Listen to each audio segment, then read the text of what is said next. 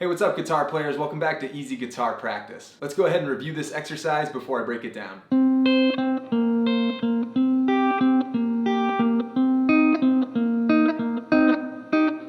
Alright, so as you can see, this is a finger picking exercise, and it's really just to help increase your comfortability with finger picking, but by nature there's an accuracy component, so I do think this is a really good general warm-up. This exercise is focused on a C minor shape, which is played on the D, G, B, and high E strings, and that's 10, 8, 8, 8.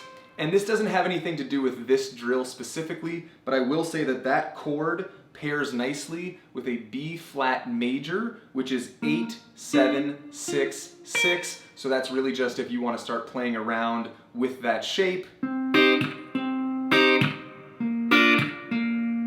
A constant that we have on the fretting hand is going from 10 to 8 to 10 to 8 as we're working through the exercise.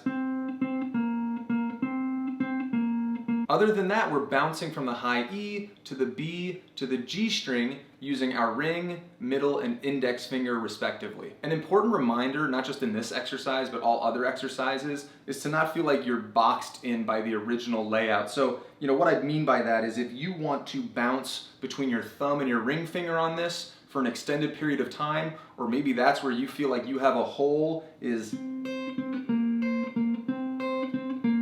and that's going to help you clean things up, feel free to do that. Remember, you also have to acknowledge some skills that you're looking to work on, and you can always adjust these exercises to make sure that they're addressing your needs more specifically. That's really it on this one. Keep it simple, have fun, move on to the rest of your session, and we'll see you next time.